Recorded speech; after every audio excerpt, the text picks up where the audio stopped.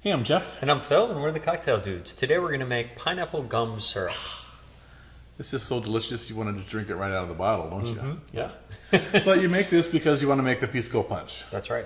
Delightful 1890s era cocktail from San Francisco. And we have a video to show you how to make that, so you can do that. But the pineapple gum syrup is very rich pineapple sweetness, but has a velvety mouthfeel because you're using gum arabic, also called acacia gum, right? That's right.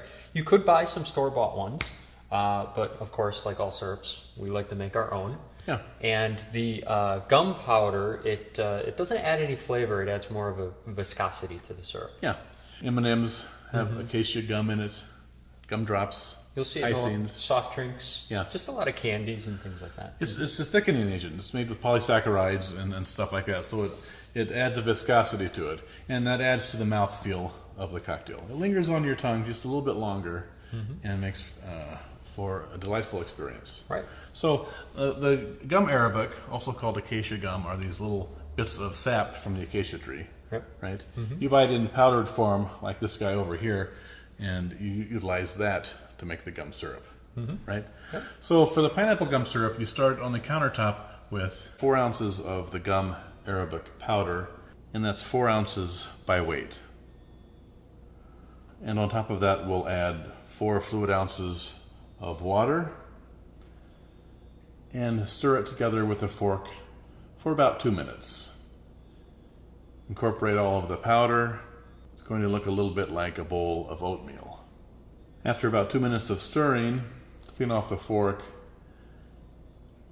cover the bowl with saran wrap, and let it sit undisturbed on the countertop overnight. Don't be tempted to restir it. The next day, over at the range, into a large sauce pot, we're going to add 8 fluid ounces of water and 24 ounces of granulated sugar. On top of that, we're going to add 3/4 of a fresh pineapple that we've cubed into 1/4 inch to 1/2 inch pieces. Bring the flame to a medium-low heat. We'll give it a stir. The sugar will dissolve as the water comes to a simmer. And with a muddler, you're going to want to break up the pineapple chunks. Just press them down, express the liquid from them, and that, along with the heat, will allow them to break up. Once it comes to a simmer, give it a nice stir and remove it from the heat and let it sit on the countertop for 2 to 4 hours. After the pineapple has steeped, we're going to want to rewarm it to just below boiling so we can add it into the gum arabic water mixture from yesterday. Once it's rewarmed, we're going to pour it through a fine mesh sieve